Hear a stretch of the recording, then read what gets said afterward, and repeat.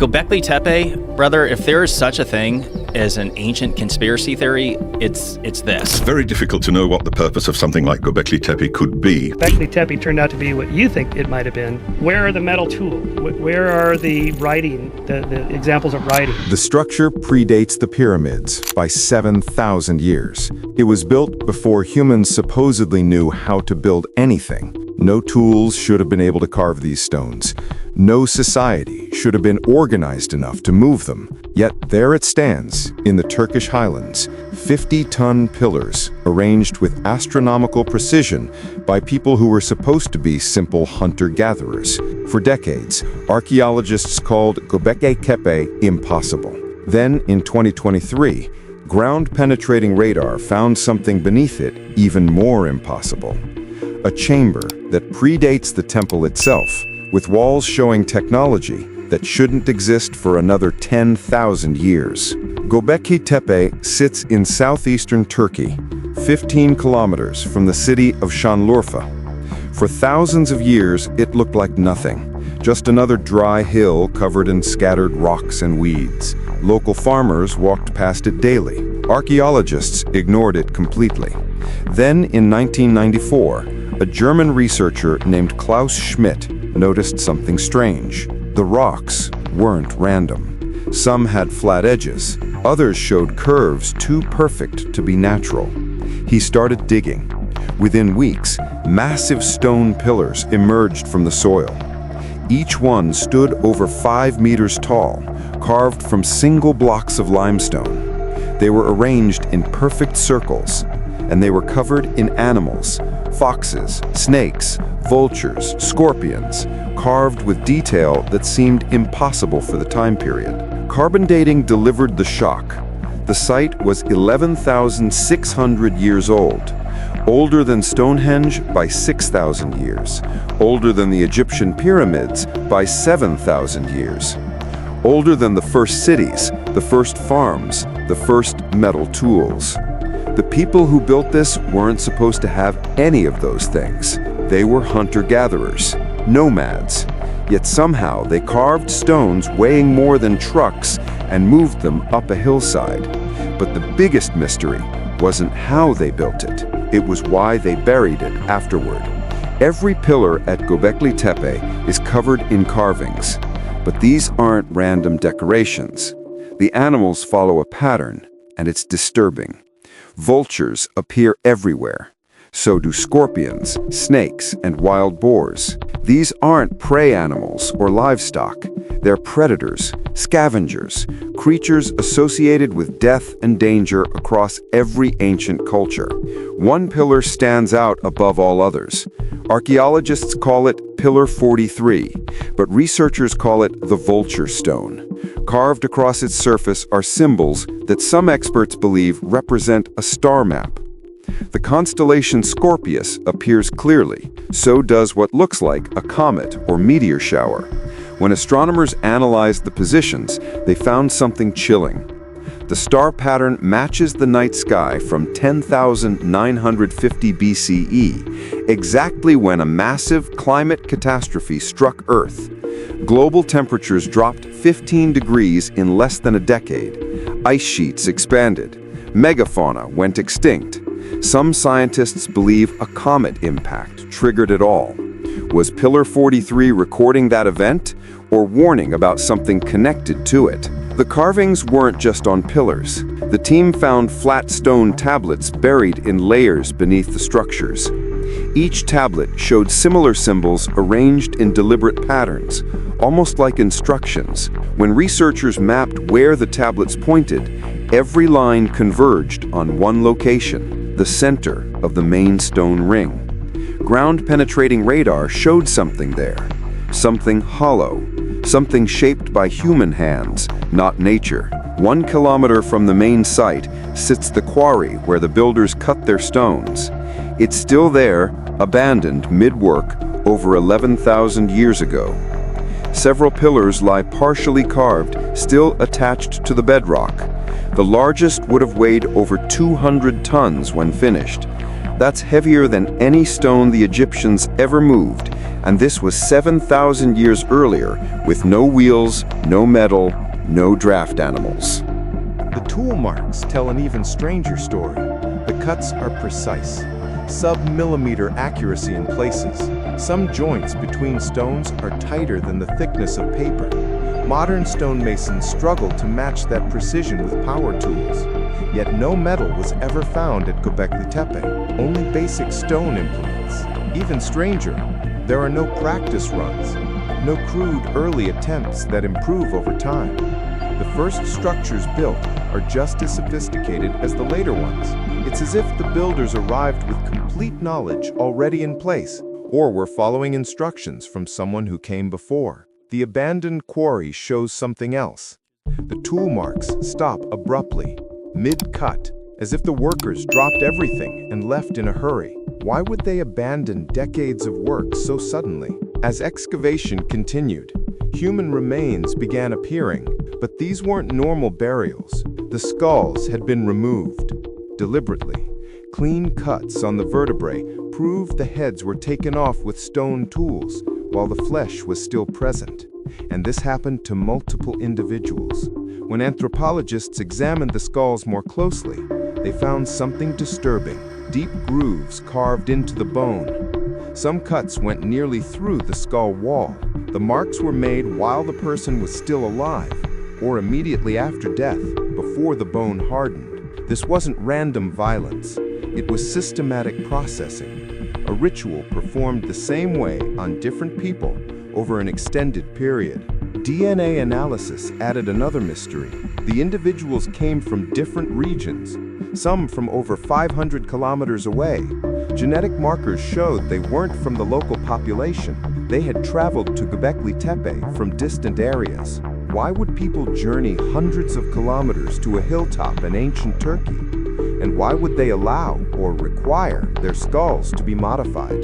The answer might lie in what researchers found next to the remains. Obsidian, tools from sharp volcanic glass used for cutting. Chemical analysis traced the obsidian to sources in central Anatolia, 500 kilometers from Göbekli Tepe. These people weren't just visitors. They were part of a network, a system that connected distant communities for a shared purpose. But that purpose ended violently. Carbon dating revealed something chilling. The skull modifications all happened in the same narrow time window, right when the site was being deliberately buried. Göbekli Tepe wasn't abandoned. It was sealed, intentionally. Over the course of centuries, archaeologists found distinct layers of fill material, soil, broken tools, animal bones, limestone fragments. Each layer represented a separate burial episode. The builders would use a circular enclosure for a period, then completely fill it in before constructing a new one. This happened again and again across the site, as if each generation had a responsibility to cover what the previous. You get the impression of this place as being beautifully colored and textured. This incredible feat of architecture. Generation built. Soil analysis revealed something else. The burial process accelerated near the end. The final enclosures were filled rapidly, some in just a few years instead of decades. Something made the builders hurry. Today, only 5% of Göbekli Tepe has been excavated. Ground scans show at least 20 more circular structures still underground. Some are larger than anything uncovered so far. But in 2018, all excavations suddenly stopped. The Turkish government cited site preservation as the reason. Archaeologists were ordered to halt digging and backfill some areas they'd already opened. The timing was suspicious. Klaus Schmidt, the lead archaeologist, had died in 2014. He was only 60. His final published interview mentioned discoveries that will require us to completely rewrite the prehistory of civilization. Those discoveries were never detailed publicly. 3 months after that interview, Schmidt was dead. 4 years later, the government sealed the site. What changed? Leaked documents mentioned ground-penetrating radar results from 2013, results that showed something beneath the main plaza. something with geometric precision that suggested advanced construction techniques. The official scans have never been released. The 2013 radar surveys detected more than just buried structures. They found anomalies that didn't match any known archaeological patterns. At a depth of 15 meters, far below the known temple level, instruments registered a large hollow space. The chamber measured approximately 8 meters across, with unusually smooth walls. Natural caves don't form with that symmetry. This was carved. Magnetic readings added to the mystery. The area directly beneath the central pillars showed magnetic field distortions 300% stronger than surrounding bedrock. Geologists suggested iron ore deposits, but drilling samples found no iron. The magnetic source remained unidentified. Then there were the acoustic properties. When researchers conducted sound tests in the excavated enclosures, they discovered something unexpected. The stone rings acted as resonance chambers. Certain frequencies amplified dramatically, while others were dampened. The effect was too precise to be accidental. Someone had engineered these spaces to respond to specific sounds. When engineers mapped the acoustic focal points, they all converged on the same location, directly above the underground magnetic anomaly. One research team ran an experiment. They generated the resonant frequency identified in the stone rings and played it through speakers aimed at the ground. Seismic monitors 20 meters away detected vibrations, not echoes. New vibrations originating from beneath the surface, as if something underground was responding. The experiment was halted immediately. Equipment was confiscated, and 2 researchers had their site access revoked permanently. Official explanation? Risk of structural damage. But leaked emails told a different story. One message from a site supervisor to the Turkish Ministry of Culture included a single line: "The chamber is not empty. Recommend immediate classification." Within 6 months, excavation permits were suspended. The site was placed under military security jurisdiction, and questions about the underground chamber were declared off-limits. What could cause a government to classify an archaeological site? Despite restrictions, one team obtained limited access in late 2022. Their purpose? Structural assessment of the main plaza. But their ground scans focused on one specific area, the magnetic anomaly. At 4.2 meters depth, they hit something solid. Not bedrock, worked stone, carved blocks fitted together with almost no mortar. When they carefully removed the soil, a staircase appeared. The steps descended in a tight spiral. Each one was cut from the bedrock itself, not placed. The walls showed chisel marks, thousands of them, uniform and parallel. This wasn't rough excavation. It was precision stonework. At the bottom, 12 meters underground, the stairs ended at a wall, not bedrock, mud brick. The seal was ancient, but intact. Chemical tests detected mercury compounds mixed into the mortar, a technique that wouldn't appear in Mesopotamian architecture for another 6,000 years. Mercury wasn't decorative, it's toxic, antimicrobial. Whoever sealed this chamber wanted nothing living to pass through. The team documented everything, then carefully removed one section of brick. The air that escaped was cold, noticeably colder than the surrounding rock, as if the chamber had been insulated from temperature changes for thousands of years. Inside, the walls were covered in carvings, 3 distinct layers. The outer layer showed animals, the same vultures, scorpions, and snakes from the pillars above. But here, they were arranged differently, all oriented downward, all depicted in aggressive postures. The middle layer showed geometric patterns, spirals, concentric circles, lines radiating from a central point. When archaeologists photographed and mapped them, a pattern emerged. The lines formed directional arrows, all pointing to the chamber's center. The inner layer was different. These symbols resembled writing, not pictograms, actual characters representing sounds or concepts. Some shapes matched Proto-Sumerian script, but Sumerian wouldn't develop for another 6,000 years. Analysis identified 73 matching characters between the chamber symbols and early Sumerian. The probability of random coincidence was calculated at less than 0.001%. The Sumerians didn't invent writing, they inherited it from whoever built this chamber. But the most significant discovery wasn't on the walls. It was what lay on the floor at the chamber's exact center, a stone platform with something still resting on top. The central platform was circular, carved from a single piece of basalt, not limestone like the rest of the site. Basalt, a volcanic rock that doesn't occur naturally anywhere near Göbekli Tepe. The nearest source is over 60 kilometers away. On top of the platform sat a container, sealed, made from a material that initial tests couldn't identify. It looked like ceramic, but was far harder. Diamond drill bits barely scratched it. When portable X-ray equipment scanned the container, the images showed something inside, an object roughly 30 centimeters long, dense, with internal structures that appeared metallic. The team debated for 3 days whether to open it. The mercury seal, the warning symbols, the obvious effort to keep this chamber isolated. Everything suggested the builders wanted it left alone, but curiosity won. The seal broke with a sharp crack. Inside was an object unlike anything in the archaeological record. At first, it looked like a carved stone, but the surface had a subtle sheen.